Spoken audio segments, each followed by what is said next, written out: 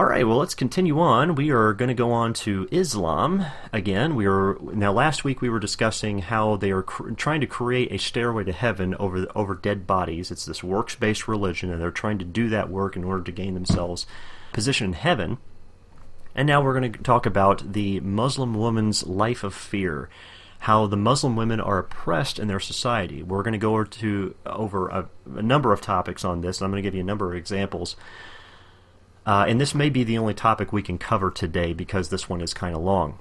Now, if you guys remember last week, I showed you a propaganda cartoon. And that propaganda cartoon came from this website called Islam's World's Greatest Religion, where they have all sorts of propaganda cartoons on there. You can look that up if you want.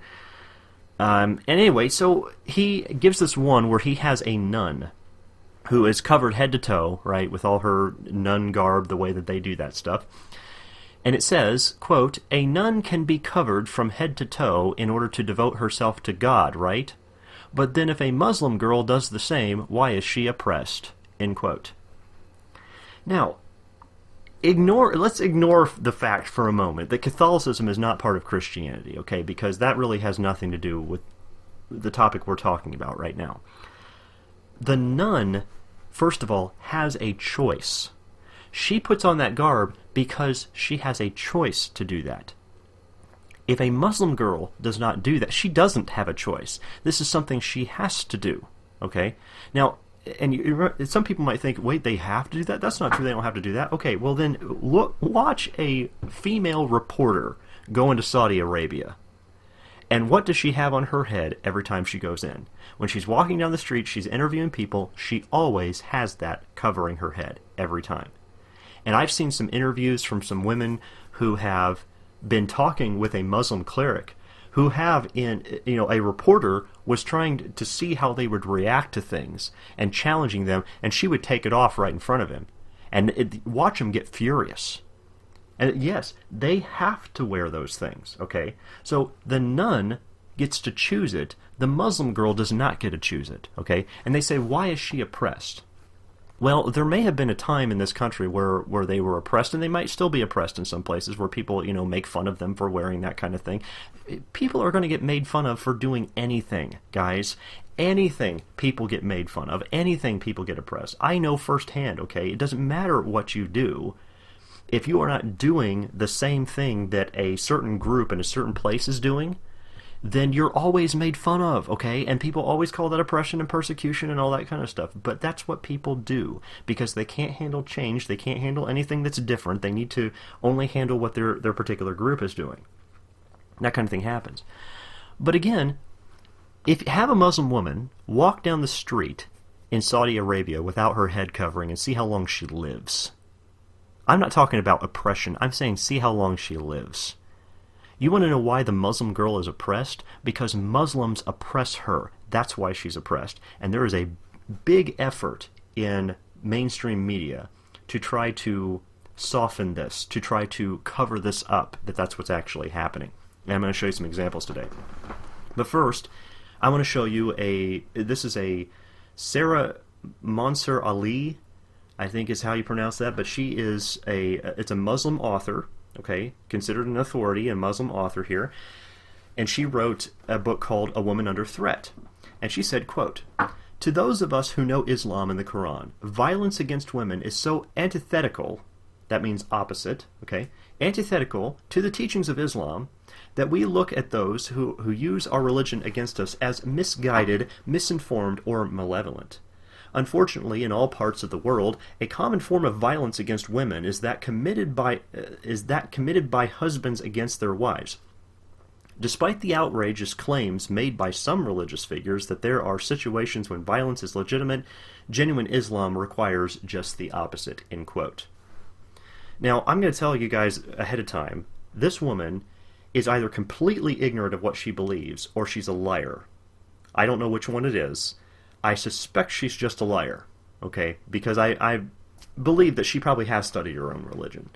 but they often will lie. And you guys got to remember from last week we showed that cleric on that news program that said, hey, these Muslims, they're going to say one thing to you in front of your face. They're going to say one thing to you here in front of the camera on CNN, but they're going to say something completely different behind your back. Okay, why? Because they are taught to lie. They are taught to deceive. And we'll see more examples of that as we go along. But she's going to claim that I am misguided, misinformed, or even malevolent, and that my claims are outrageous and opposite to what the Quran teaches. But I'm simply going to quote you directly what the Quran and the Hadith directly say word for word. So unless she's going to claim she doesn't follow the Quran, which would leave her open to be punished by death, because remember, if she doesn't follow the Quran, she's a convert away from Islam, and that's punishable by death, then she's likely just a liar, and I'll show you as we go along. Anyway, continuing here, we're going to take a look at a survey that was taken during Ramadan. And this is from the Middle East Media Research Institute that was published in 2004 in an article called Muslim Clerics on Religious Rulings Regarding Wife Beating. And it says, quote, the May 22nd through 28th, 2003 issue of Al-Aram Weekly featured an article by Lena Mahmoud on violence against women shown on Egyptian television. The article focused on the results of a media monitoring project conducted by the New Women Research Center and the Media House, an independent production company. According to the article, the project, which monitored 18 television dramas shown on Egyptian national television during Ramadan 2002, is the first of its magnitude to study the portrayal of violence against women in Egyptian media. So now, again, Ramadan is one of those. It's a annual fasting.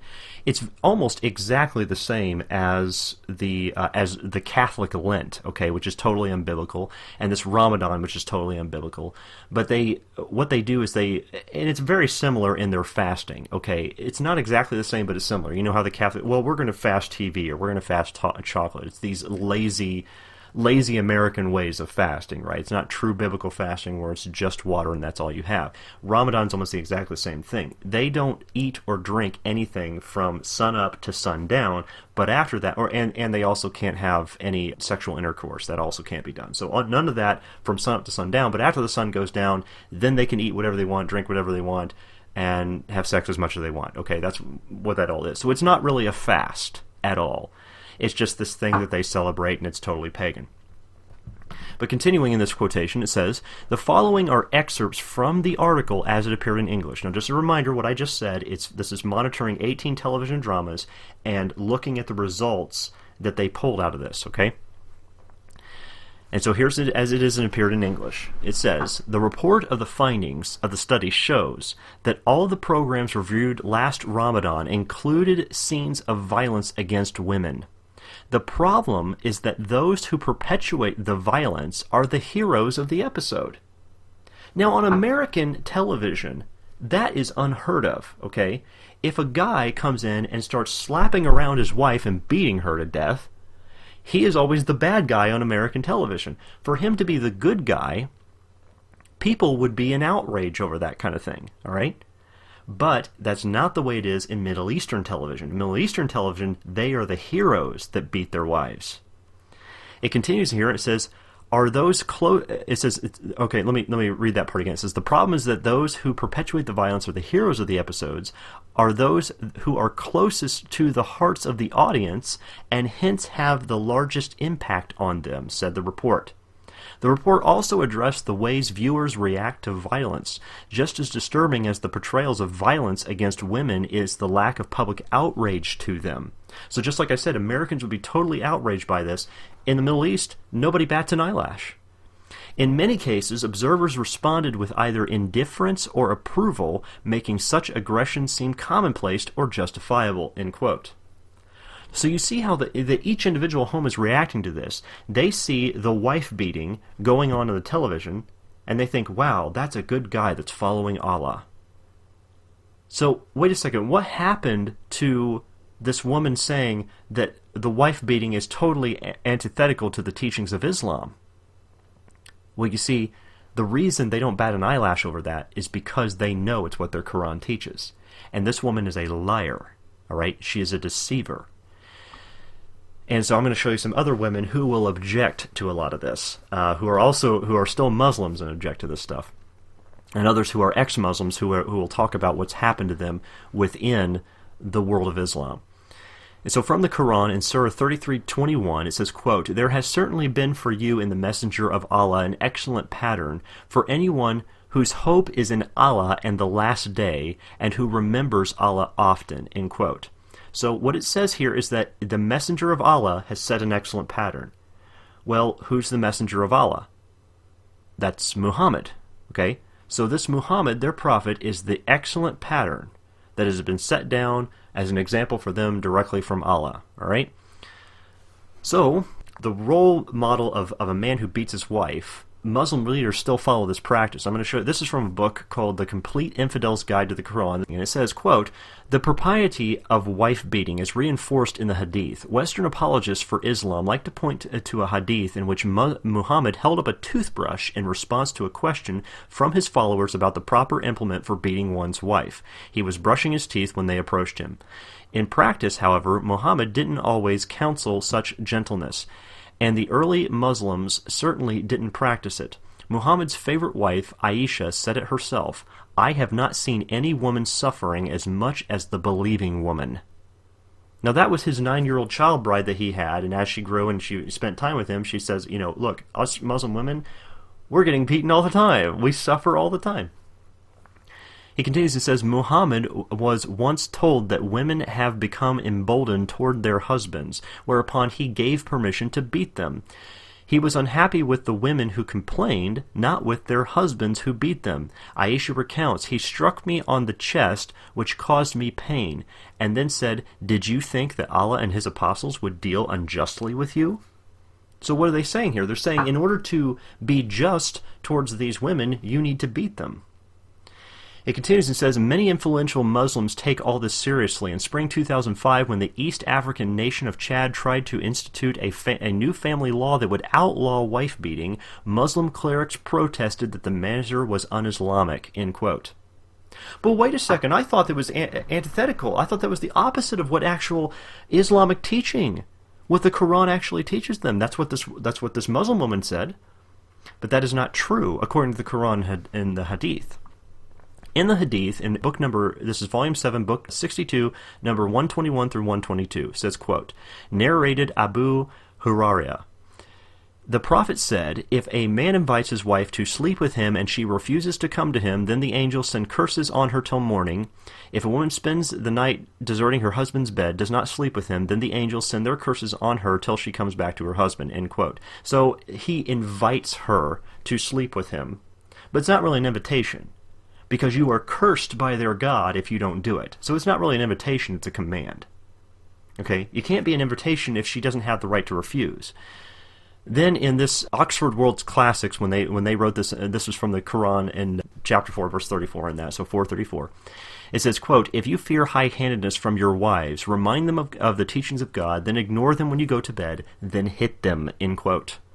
So if they're refusing to have sex with their husband, then you need to beat them until they do. That's exactly what this is saying that they're supposed to be doing. Now, there's some points I want to come into here, because then they're going to say, no, wait, you're interpreting that wrong. Okay, well, you see, the interpretation always comes down to the definitions of the words. How does one define high-handedness? Well, you see, that's a term that's left up to the discretion of the husband to determine what he constitutes a threat to his authority. So could high-handedness being refusing to sleep with your husband? He can consider that. He could consider high-handedness refusing to fix a meal. You can consider the same as you could consider high-handedness as a woman who throws a knife at her husband. Okay, all that can be considered high-handedness depending on the discretion of the person involved. The husband gets to decide these things, and then we could debate the reasons why he might initiate a beating of his wife, but that's actually irrelevant. Us questioning that is irrelevant, and it was never meant to be questioned, because Muhammad taught that a man was never to be questioned why he beat his wife. This is from the Hadith, book 11, number 2142. It says, quote, narrator Umar ibn al-Khattab, "The Prophet said, a man will not be asked as to why he beat his wife," end quote. This is a quotation from the book called A Reader on Classical Islam. That this was quoted by Muhammad, said to be said by him in 632 A.D. He said, quote, "You have rights over your own wives, that they should not behave with open unseemliness. If they do, God allows you to put them in separate rooms and to beat them, though not with severity," end quote. Well, again, what do you define as severe? Who gets to define what is a severe beating and what's not a severe beating? Again, severity is left up to the discretion of the husband. Here's the point. If you have someone that has, because they have this hijab, okay, is what they call this covering they have, is called a hijab. If they have that hijab on, and they're covered from head to toe, all their face is covered except for their eyes, so they can see, all their face is covered from head to toe, how are you supposed to tell whether she's been beaten or not? And even if you could tell, you're not allowed to question it. Okay? And that's why I put this demotivational poster on here, which you can click on and get a larger, it just says, it's a picture of Muslim Barbie with a black eye there, and it says, Muslim Barbie does not question her beatings, okay? with a very upset Ken standing behind her. I thought it was kind of funny when I did that. I worked really hard on that one to get that one done. So, anyway, you can share that with some other people if you want to. But anyway, continuing here, Christian men have absolutely no authority to beat their wives at all, okay?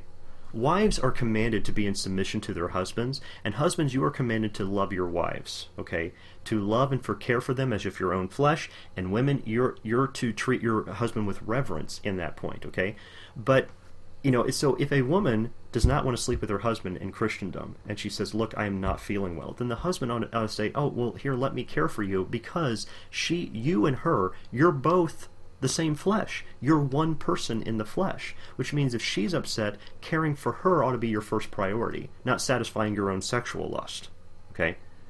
And women, on top of that, giving excuses. I mean, and there's some women that will just give excuses because they don't want to do it. But you see, then you're not taking his needs into consideration at the same time. We ought to consider one another as much as we possibly can. That's what the Lord Jesus Christ teaches us. In 1 Peter 3:7, it says, likewise, ye husbands, dwell with them according to knowledge, giving honor unto the wife as unto the weaker vessel, and as being heirs together of the grace of life, that your prayers be not hindered. Now, you can't give honor unto the weaker vessel by beating her. When you're beating her, all you're doing is saying, hey, I'm the stronger vessel, look at me. That's all that you're communicating there. She's the weaker vessel and being submissive unto you, therefore she should have honor unto that position as well, and so she should love and take care of her at the same time, which is Ephesians chapter 5, starting in verse 25, which says, husbands, love your wives, even as Christ also loved the church and gave himself for it. You ought to be willing to give yourself for your wife. And then it says, so ought men to love their wives as their own bodies. He that loveth his wife loveth himself. For no man ever yet hated his own flesh, but nourisheth it and cherisheth it, even as the Lord the church. So to hit your wife is the same as you hitting yourself. Which I know that sounds kind of weird, if he's beating your wife, basically he could sit there and say, stop hitting yourself, which basically is what he's doing. Okay, I realize that's not a funny situation, but I'm sorry. Anyway, maybe I shouldn't have said that. But the point is that according to biblical classification, it's the same as him hitting himself, which makes no sense whatsoever. Okay? Anyway, the Bible says in Ephesians chapter 4, verse 26, it says, be ye angry and sin not. Let not the sun go down upon your wrath. We're not supposed to go to bed angry, okay? Let's let go of that anger and that wrath. Let's settle these matters before we go to bed, okay? It says, be ye angry, and when it says be ye angry and sin not, it's okay to be angry, especially if you see wickedness going on. That's called righteous indignation. When you're angry, when you see, maybe you see a neighbor or something who's had their house broken into and that makes you angry, that's because you're angry at the wickedness that's happening, but sin not. That doesn't mean, if you find out who did it, you go in there and you start pummeling them and you go and kill them or steal all their stuff. You don't sin. Be angry and sin not. And that includes with people of your own household, including your spouses, okay? And women, listen, there are warnings in the Bible for you guys as well, all right? For all you women folk out there, because there are a lot, just as there are men that are doing wrong, being the stronger vessel and taking advantage of that, women also tend to forget their position and how much that he looks for her to be a helpmeet. And when she tries to usurp that position, we're going to talk about that in a few weeks here too, about women's position and role in the church and all that stuff. But, when they try to usurp the position men are given, they try to belittle the men around them. They are definitely doing everything they can to destroy what men are supposed to be doing, the role that they were given by God. So you have to be just as careful as men need to be careful. Okay, we need to examine ourselves whether we're in the faith or not. So this video that I have on here, we'll see next, is entitled "Islam Permits Sex with 1-Year-Old Girls." And I'm not kidding, okay? This is a live television interview that was done with Dr. Ahmad Al-Mubi, a Saudi marriage officiant. So he's an authority in the Muslim government, okay? And this is Lebanon TV in 2008, and I'm going to quote to you what he said. If you go about 23 seconds of the video, you'll see this quotation. He says, quote, "There is no minimal age for entering marriage. You can have a marriage contract even with a 1-year-old girl, not to mention a girl of 9, 7, or 8. This is merely a contract indicating consent. But is the girl ready for sex yet or not? That varies according to environment and traditions. The Prophet Muhammad is the model we follow. He took Aisha to be his wife when she was 6, but he had sex with her when she was only when she was 9." End quote. Now, if you will listen to this whole video and read it carefully, you'll see that if, like let's say for example, you have a 1-year-old girl, the father dies, then the rights of the girl go to the husband automatically. So here's the question we have to ask. What keeps this man from having sexual intercourse with the girl? When they were interviewing this, what's his name, Dr. Al-Mubi, this guy, when they were interviewing and asking him what keeps this man from having sexual intercourse with the 1-year-old girl, this man's only answer was tradition, which means nothing. Nothing in the Quran prevents this, okay? And the actions, as long as it's legal with the government, a little girl's refusal to sleep with her husband will result in beatings. This is how it works, okay? Now, I'm not saying that every Muslim participates in that, okay? I'm not saying that all Muslims go around doing this. I'm saying in their religion, they have the right to do this stuff. And these kind of things have happened, all right? Now, this is from a book called the Holy Quran English Translation and Commentary from Maulana Ali and D. Fish, who wrote this book. It says, quote, "The Prophet Muhammad is reported to have said, 'You have a right in the matter of your wives, that they do not allow anyone whom you do not like to come into your houses. If they do this, chastise them in such a manner that it should not leave an impression,'" end quote. So what they're talking about here is beating them. That's what they mean by chastising them. Because chastising them to where it not leave an impression, the only way that makes sense is that they're talking about beatings. So my question then comes to how many wives have been abused in beatings and have not come forward out of fear? Because if a woman comes in to question her husband and his beatings, she is defying Allah's commandments that a man should not be questioned. How many women have been beaten and have refused to come forward out of fear? Because their religion teaches that if they do that, they are possibly under high-handedness that could call for execution. So, an interview with an ex-Muslim woman, this woman's name is Reem, R-E-E-M, Reem. She looks back on her days as a young girl in a Muslim home. Okay, she's no longer a Muslim, but she grew up as one. And I want you to take specific note of why she wore her hijab, the covering that I was talking about, this hijab. She says, quote, "I had started wearing hijab at 10 and took it off just before I turned 18. I wore it at my father's request in a desperate attempt to win his approval. At the time, that was all it meant to me, approval. I wasn't aware how drastically it would change my life. Not long after wearing it at 10 did my parents pull me from karate class, soccer practice, school plays, yearbook photos, etc. Family members started coaching me on how to act shy, fragile, and dumb. They said hijab is not merely a head covering, but a lifestyle. And what a miserable lifestyle it was for me. Things like running and laughing started to become a distant memory. I wasn't quite aware of it at the time, but I was slowly disappearing. Over time I became severely depressed. I felt empty, like a robot or a zombie, but not truly able to pinpoint the reason. One day I got an email from my father and aunt with an ad for hijab, in which the hijab acted as a protective barrier between a lollipop and flies. And I had an epiphany. There it was. The reason I felt non-human. I was, according to the email from my own family members sent me, a thing, end quote. So she's talking about how she was just an object. That's it. An object whose only value, it had to be covered at all times, could never see anything, cannot run, cannot laugh, cannot play, could not be a little girl. I mean, let girls be girls. Let boys be boys, okay? We don't need to get into all this stuff because the hijab, what they're doing is trying to protect. It's all about sexuality in the end. The hijab is created, and according to the Quran, if you read through different reasons of why, they wear it and all that, it's all about, protecting them from men being lustful towards them or things. It's all about sex. Folks, sex, I mean, to them, to children, they don't really understand a lot of this stuff, okay? Let them be children for a while. Stop forcing all these things upon them until they're ready to understand these things, okay? Now, often children will begin to ask questions, but, if they're actually, a lot of children, like for especially children who live on farms that have cows and pigs and stuff like that give birth and all that stuff, it doesn't take them long before, when they're really little, they start asking questions. Where do these babies come from? Because obviously they're growing them. Do they just pop out of nowhere?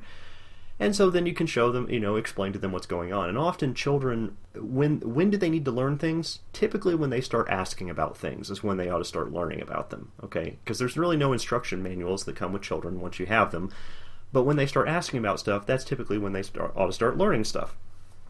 So it's a really simple rule of thumb that you could use. Anyhow, but the point being is that you don't need to get them involved in all this stuff because they're still children. Let them be children. But in Islam, that's not what they want. They want them to be contained and caged as early as possible. The reporter that was in this report, because this is coming from the Huffington Post, the article is called Unveiled, 3 Former Muslim Women Look Back on the Hijab. And the reporter asked Reem how her family reacted when she decided to wear she decided not to wear the hijab. Later in her life, she took it off. She's like, I'm not going to wear this anymore. She said, quote, "The initial reaction was sheer rage. My aunt called and said I was no longer welcome in her house. My father said that I was no longer his daughter and that he would never be seen with me in public again," end quote. And folks, if you think that's bad, that's an easy way out, okay? Because you can be executed for this. According to the International Business Times, from an article they published last year, it's called "Syrian Woman Face Whipping and Execution for Breaking Sharia Dress Code." Quote, "Women in Syria face whippings and even execution under a harsh regime being enforced by Islamist rebels," it has been claimed. Rebels from the Islamic State in Iraq and Sham, that's ISIS, have imposed a harsh regime, flogging women who break a strict dress code. One woman was allegedly sentenced to 20 lashes after an ISIS morality patrol saw her holding hands with a male cousin. Another woman, aged 19, was sentenced to 40 lashes after an ISIS officer saw a picture of her on Facebook wearing a short-sleeved blouse, end quote. This is another report that's, I guess, well, maybe I can play this just a little bit so you can hear this. This is a news report of a Muslim father in Canada facing murder charges for strangling his own daughter to death after her classmates reported that she refused to wear the hijab at school. A 16-year-old girl has died in hospital in Toronto, and her father is facing a charge of murder. The family lives in Mississauga, Ontario, and the girl attended high school there. The CBC's Neil Coxhill was at the school today and has this report. Students here at Applewood Heights Secondary School were expecting to have a half day of classes today, but certainly not expecting to be dealing with the death of one of their friends and classmates, 16-year-old Aqsa Parvez. The girl, police say, was murdered, and police believe she was murdered by her father. Police say it was her father, 57-year-old Mohammed Parvez, that made the 911 call saying that he had killed the 16-year-old early yesterday morning. Now, police will not comment on a motive in this case, but friends of the teenage girl said she was not happy at home and that the possible motive may have been the fact that she did not want to conform to her family's religious beliefs and may not have wanted to wear the hijab. You can watch the rest of this video later. She goes on to interview a number of the girls in that school, and she goes from different girl to girl to girl, and they're all saying, look, she didn't want to wear this hijab. She had talked about it with a number of her friends. She didn't want to wear it. She wasn't wearing it at school. She refused to do it, and then suddenly, soon after she stopped wearing it and refused to do it, she gets strangled by her dad. What a coincidence.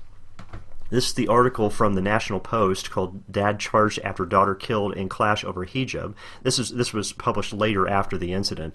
Quote, a Mississauga, Ontario cab driver has been charged with the murder of his 16-year-old daughter, who was attacked in the family home after clashing with her strict Muslim family over whether or not to wear the hijab, the traditional Islamic headscarf for women. Muhammad Parvez, 57, was charged after his daughter, Aska Parvez, died in hospital late Monday. The victim's older brother, Waqas Parvez, was charged with obstructing police in connection with the girl's death. Police sources said she was strangled, end quote. So even then, her brother was trying to cover up for her dad, killing his sister. Because that's how crazy they become when they are so zealous after their pagan religion and their pagan teachings, okay? And this gets worse and worse as it goes. The Muslims always, they try to make themselves look good in the public eye, and they're going to object to all this that I'm talking about here. And official Muslim groups, they do this in the media all the time. But again, let a woman walk around Saudi Arabia without her hijab on her head and see what happens. And even reporters who go over there won't dare walk around without that covering on their head because they know, okay? This is a video that you can watch another time if you want to, because all of it's got to be translated on the screen so you can see it. I'm going to quote from this. This is an Islamic woman who was jailed, beaten, and raped for refusing to wear the hijab. She said, quote, I was a university student in southern Iran. An imam, that's the Islamic priests, said that all women should wear a long scarf. I didn't want to, so I protested. A week later, the patrol came and arrested me. Remember the morality patrol that they have? Because even the article from the International Business Times was saying, well, supposedly, and this is what people claim, well, these women are giving testimony of this same morality patrol from their ISIS, Sharia law, their ISIS state. I realize ISIS means state. I know state's kind of redundant in that, but for some reason it sounds better to me. A lot of people don't know what ISIS actually means, but that's just the Islamic State. But she says, a week later, the patrol came and arrested me. They gave me 3 years prison. After 2 years, they wanted to talk to me, and they started beating me. There were 3 men. They broke my leg, and they raped. She pauses and says, I'm sorry, because she takes a moment to compose herself. She says, 5 times they raped me. 2 days later, they took me to the prison hospital. After 15 days, and she shows on camera, you can watch the video, she shows her leg is all deformed now. She says, after 15 days, I saw maggots in the wounds. The reporter asked, what was your view on Islam when you left prison? The woman said, Islam to me is the most horrible thing I have ever experienced in my life. Islam means failure, it means rape, it means women are not human. They are half-worth. That is what Islam means. Islam means oppression, end quote. So again, I go back to the original cartoon that I showed from that propaganda website of, well, why is this Muslim woman oppressed? She's oppressed because Muslims oppress her. That's why. And it's not like I'm making up these testimonies. They are coming directly from Middle Eastern Muslim women. Now, this oppression on women, well, we're going to have to get a little bit more into this. I want to talk about this video of this interview with a Muslim authority. He's another one of these imam priests, okay? On where he's teaching people, how do you beat your wife? And he says, quote, Allah honored wives by instating the punishment of beatings. The Prophet Muhammad, and women, listen, when your husband beats you, don't you just feel honored? Isn't that how you feel? Don't you feel just uplifted when he beats you? The Prophet Muhammad said, don't beat her in the face and do not make her ugly. See how she is honored? If the husband beats his wife, he must not beat her in the face. He beats her in order to discipline her, end quote. Because after all, you women out here, you must be too stupid. You must be too dumb to understand. You must be like cattle. That's just too dumb to understand basic things, so you have to be beaten.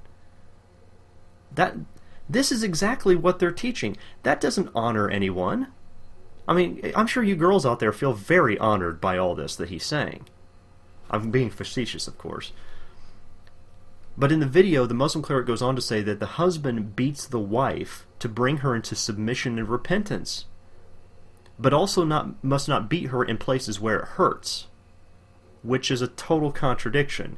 If you're going to spank a child, the purpose of the spanking is to break their spirit, and it must cause pain in order for that to happen. That's what chastising and rebuking is for, okay? But if you beat them in places where it doesn't hurt, but expect them to come in submission and repentance, basically the only thing, that's almost like when someone puts their finger right next to your face and be like, I'm not touching you, I'm not touching you. It's just an annoyance. It's not chastising or rebuking, it's not submission and repentance, it's just an annoyance. It's like, get away from me. Of course you have to beat them where it hurts. This guy on this video lies. He lies to try to justify something in the public eye, but every Muslim in the Middle East in their home knows that you beat your wife, and it has to hurt. Okay? Because if it don't hurt, it's not any kind of punishment. The man in the video claims that husbands are not to break her bones, or bruise her, or make her bleed, or break her teeth, or raise his high hand to beat her. Well, what about the women we just gave testimony of? What about the murdered girls? What about all these people? Because, I mean, there's so much we could talk about here. I have an obvious question here. Where did Muhammad teach those restraints in the Quran? They said, oh, Muhammad teaches this. I have not seen these restraints taught in the Quran. Muhammad never taught those restraints. You're not going to find that in the Quran. You have to go to the commentary. That is, some other, imam priests, his interpretation of what Muhammad did not say. The rule set doesn't come from Muhammad. It doesn't come from the Quran. It doesn't come from Allah. It comes from these people's opinions. Okay? And so what they're trying to do is soften the image in the public eye. Because the Quran has been interpreted by individual Muslim men to mean they can do more than leave an impression. Okay? And even some people are trying to say, well, it doesn't say that you beat your wives. That's not what it says. They've given that kind of excuse in this for the passage of Surah 434 that I read earlier. It doesn't say that you beat your wives. Well, this is from an article from a website called answeringislam.org, where they said domestic violence in Islam. That's what the article's called. It says, quote, this translation flatly contradicts the two others cited here and many others, where he gives, and you go through here, and he's naming each and every one where it says beat, scourge, beat, chastise, beat, and he's showing how many people are translating this. These are Muslim authorities that they use as the higher authorities to translate the words of their Quran. And the mass majority of them says you were supposed to beat your wives. That's what he's quoting in this. Anyway, I'll end quote there. That's what he was trying to say. I guess I shouldn't have gone through and read that, because then I would have to go through and read all these names, and I'm not going to read all these Muslim names. Okay, I have a hard enough time with that as it is. I have a hard enough time with Hebrew names, let alone quoting the Muslim names. But another translation of the Hadith here, because they'll argue, translations here and there, blah blah blah. This is from the book called Muhammad, Encyclopedia of Sirah, Role of Muslim Women in Society. It says, quote, one of you has recourse to whipping his wife as a slave is whipped, and perhaps he lies with her at the end of the day, end quote. So even here in this translation of the Hadith, it's saying that you're supposed to whip your wife as a slave, and then sleep with her at the end of the day, because I'm sure she's going to be really into it at that point. Okay? Well, I mean, come on. That's how women are treated, and that goes directly, whipping them as a slave, it goes directly into the same testimony that woman earlier who was in prison just gave. They're slaves, they're half people, they're not really whole people, they're just like cattle. When Muhammad originally gave permission for men to beat their wives, they took it literally. And this is from Hadith Bukhari, from an Islamic book's translation. This is from 715. It says, quote, narrated Ikrima, Rifa divorced his wife, whereupon Abdurrahman bin Azerbari al-Karaze married her. Forget the name, okay? One guy marries another lady, right? Okay. But then it continues and says, Aisha said that the lady came wearing a green veil and complained to her, that is, complained to Aisha, of her husband, and showed her a green spot on her skin caused by beating. Now, when you beat someone, and it causes a bruise. The bruises are generally, black and blue. When they become green, I mean, that is a very deep wound, okay? Because the greenness on that can possibly, there could be internal bleeding going on there, infection, that kind of thing. So what happened is that he beat her and left an impression, which, by the way, it says, all of these imams says, oh, when you beat her, you're not supposed to leave an impression. Remember, that's what all of them said. I just quoted them to you. Now we're going back to the hadith where this woman came to Aisha and said, look what he did to me. It continues and says, it was the habit of ladies to support each other, so when Allah's apostle came, Aisha said, I have not seen any woman suffering as much as the believing woman. Look, her skin is greener than her clothes. End quote. Now, this is a very long narrative, which is why I didn't put it all on here, but I would encourage you guys to go look up these references and read this whole narrative for yourself. Because if you read the rest of the narrative, the beaten lady goes on to complain to Muhammad that her husband is impotent, and that's why he beat her. Okay? So he wasn't being able to produce any children, so he beats her because he was angry. Her husband simply says that she's a liar, and he gives no other explanation. She says, look what he did to me. He claims that, he's impotent, and then he beats me for that. He just says, well, she's lying. And so it comes down to her word versus his. But no correction or punishment was ever given by Muhammad for the man's wrongdoing. Rather, Muhammad scolded the lady for lying. But nowhere was there any indication that she lied. She did have a beating for that.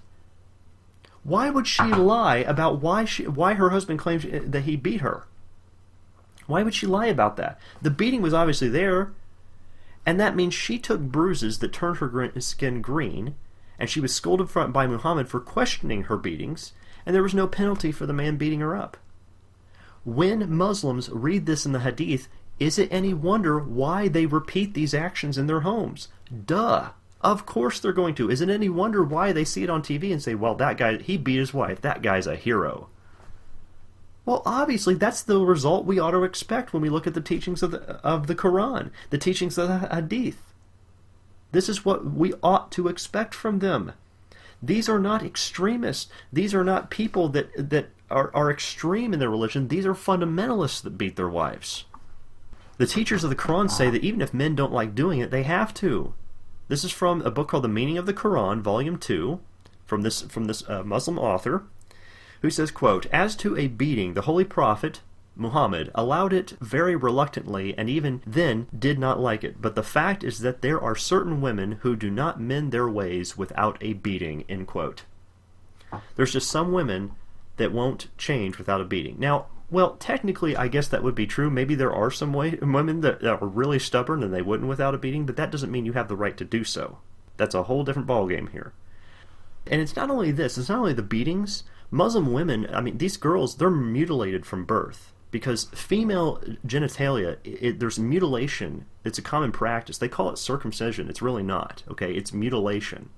Because they cut off sensory areas of the vagina when they're very little. They do this. And not just when they're little. Oh, man. Because they can't really... I don't even want to say when they're little. It can be done when they're very little, but often it's done after they hit puberty. This happens. Which makes it, I mean, so much worse. The thing is, they're actually cutting off sensory areas that would give a woman pleasure during sexual intercourse, which is what God designed it that way for a reason, okay? But they're cutting that off.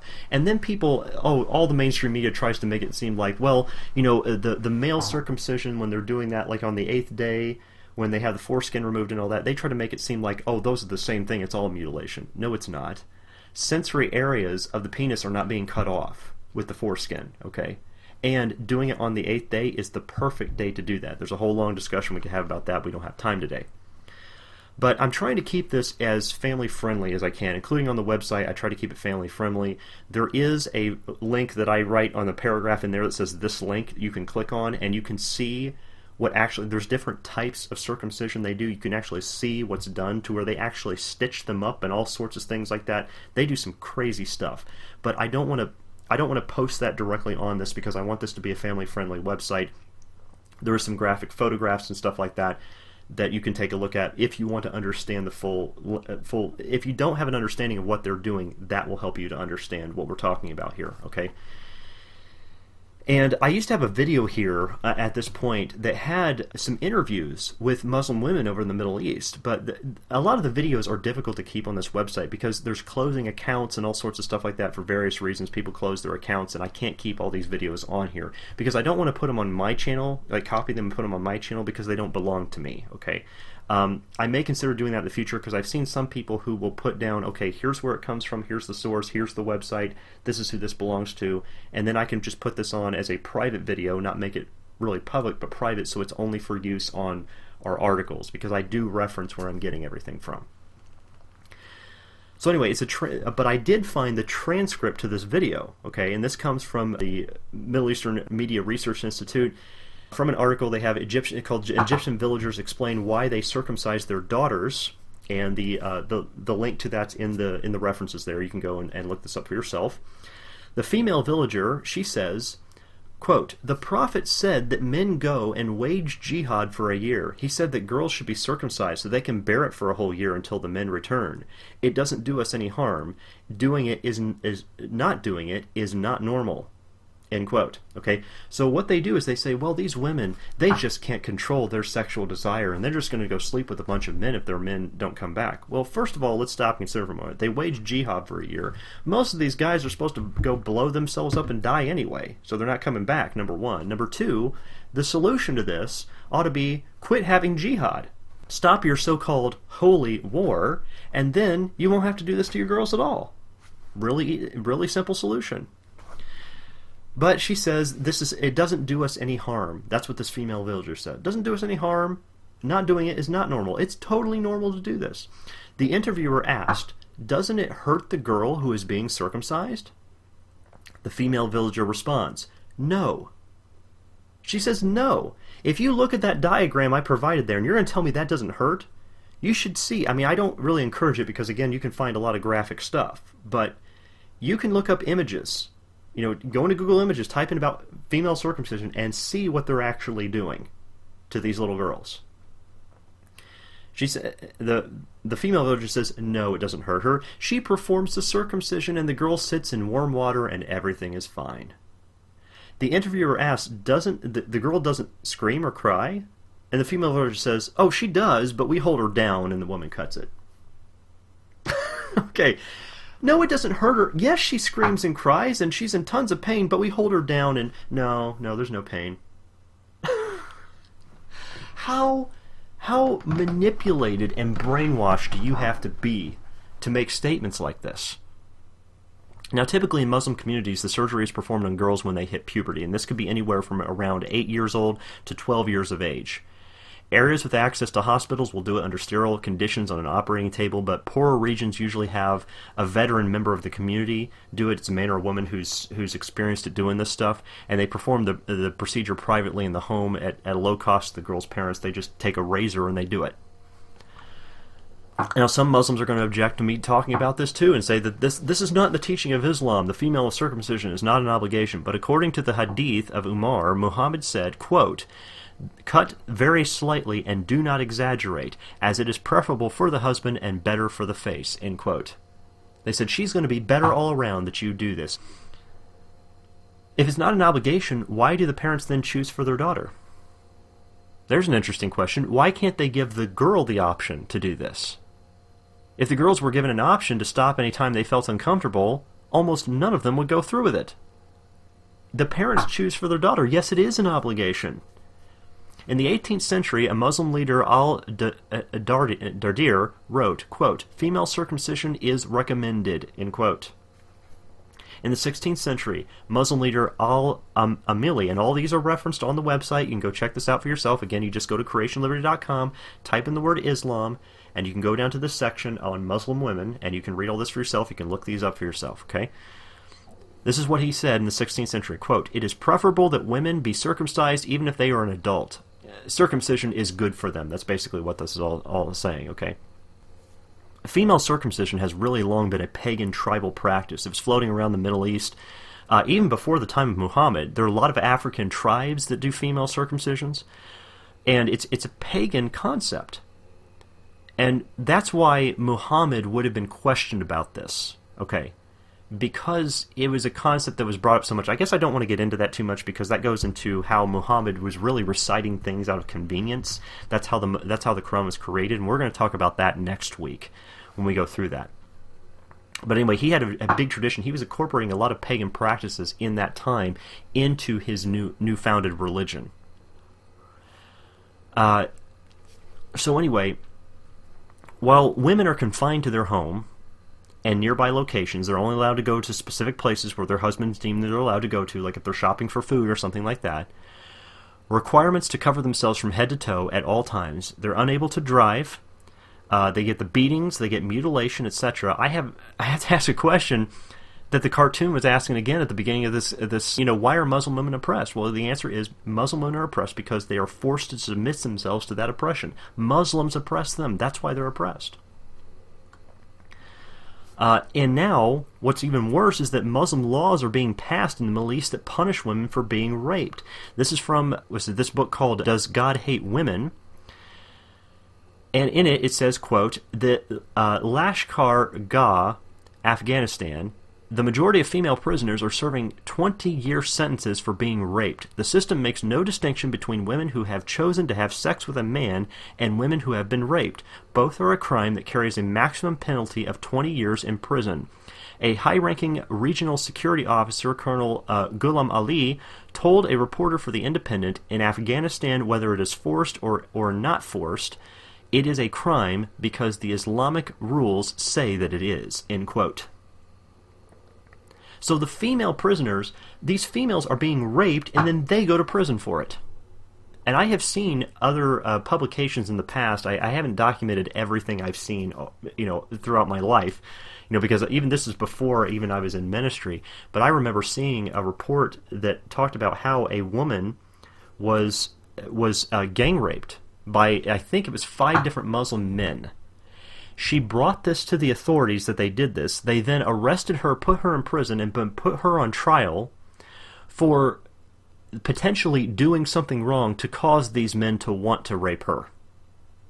I'm not kidding. I saw this, and I couldn't believe it when I saw it, that that's what they were doing. But as I began later in ministry to go over this topic and study the Quran and Hadith, now I believe it. This makes perfect sense because this is the same kind of attitude Muhammad had, just making up whatever you want and doing whatever you want so long as it's pleasing to men. That's what this is saying. My voice is starting to go out, so I can't do this much longer. This next video that I have on here is entitled West Bank Honor Murder by Muslim Uncle. This is a Muslim uncle who murders his niece, claiming it was cleansing the family. And these honor killings is actually quite common in the Muslim world. In this it says, quote, after a year after she disappeared, police found the body of Aya el-Baradia, a 21-year-old university student, just a few kilometers from the family home, and the details of her horrific death were finally revealed. Her uncle and 2 of his friends had beaten her and thrown her into a well. Aya's uncle claims she was cleansing the family's honor, a defense that, until Aya's death, would have protected the perpetrator. Now, you see that? What they were doing is that you can basically kill anyone you want and say, oh, this was an honor killing. Well, who gets to challenge that? The only person that's going to challenge that, the ones that's dead. So basically you can just claim it and that's it, they go free. This continues and says, in the West Bank, a decades-old Jordanian law afforded leniency to anyone who murders family members in the name of honor. Such criminals would expect to receive a maximum of sentence of 6 months in prison, end quote. You can just kill a family member, claim it was an honor killing, and even if they have suspicions and say, look, well, that was bad, you shouldn't have done that, okay, here's 6 months in prison, and then you can be let out. Because women aren't that much of value anyway, especially kill a woman, it's not that they don't consider that a big deal because she's of no value anyway. Besides, after all, you've got more wives and you just pick up another one. What good is she, right? And but Islam, it's a religion of peace, folks. That's what Obama says, it's a religion of peace. I want you to listen to this as we close out here, because these honor killings that are happening. This is a 17-year-old girl from Ohio who ran away from her Muslim home after she was saved by the Lord Jesus Christ while she was still in her Muslim home. And her father was threatening to kill her. and she ran to Florida. I want you to listen to this, okay? Hi. She's very scared.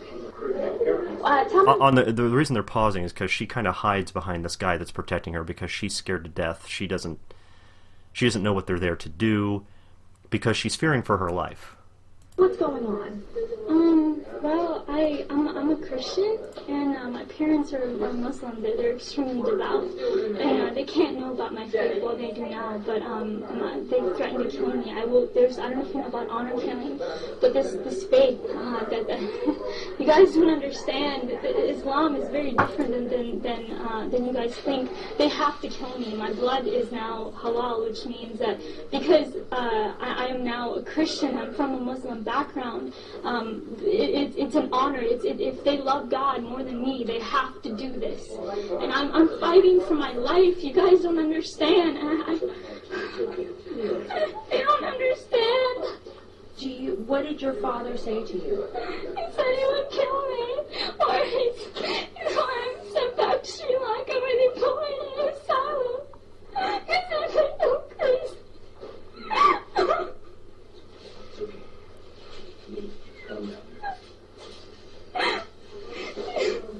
I ran away from home. I wrote my parents a note. I said, I refuse to deny Jesus, and He's my Lord and Savior. And I pray you find His forgiveness and mercy, and I love them both dearly. I wrote that, but they never showed it to the police officers. They want me back home. I can't go back to Ohio. You guys don't understand that community. Like, I will die within a week. Like, my life is at stake, but my dad threatened me. I was ready to die. These were my thoughts, that I'll be a martyr for Christ. Let it be so. But the Lord led me here somehow through His grace. I rode on a bus for 27 hours to 30 hours to get here, and so it's been God's hand protecting me the entire time. And but I'm fighting for my life, so if prayers are appreciated. I don't know what, today's my birthday, my 17th birthday, and I might even die. I don't know what's gonna happen to my own life. Like, Can you tell me why you ran away? I was threatened by my dad. When my dad found out, I had a Facebook, that's how he found out.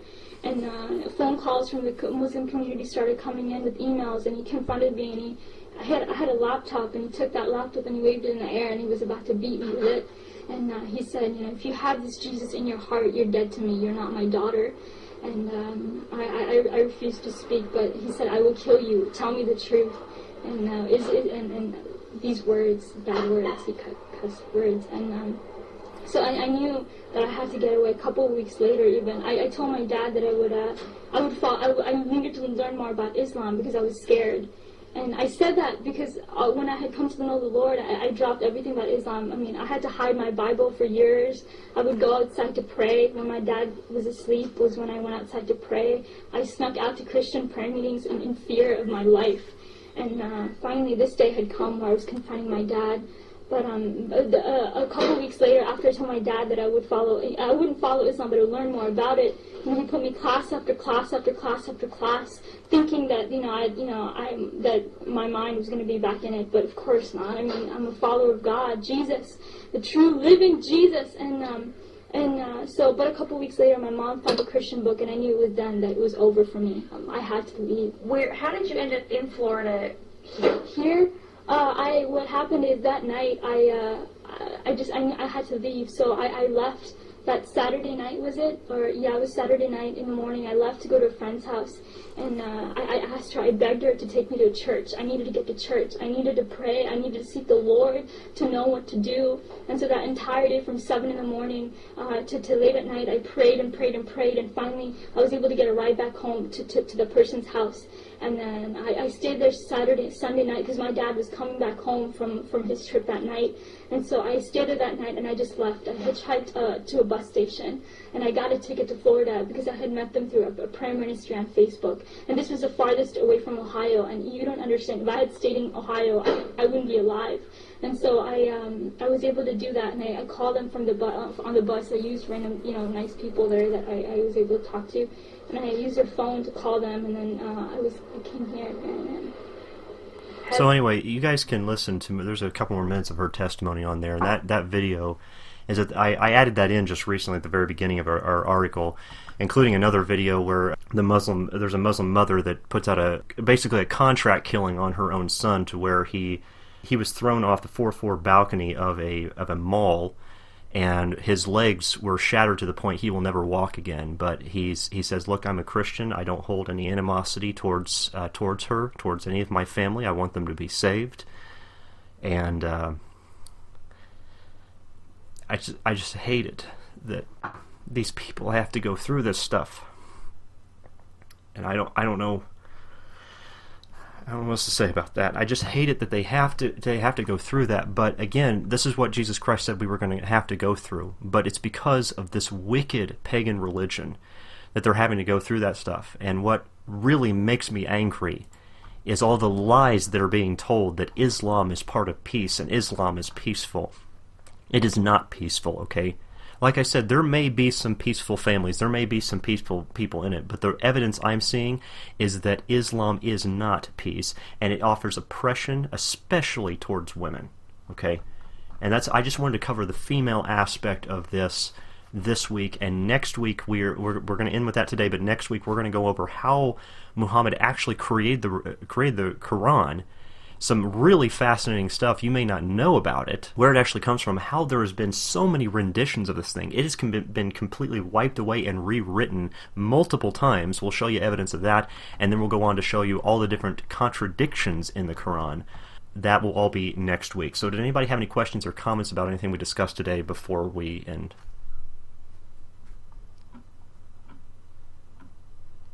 All right, thanks everybody for joining us this week. May our Lord Jesus Christ bless you all as you study His Word. We will see you next week.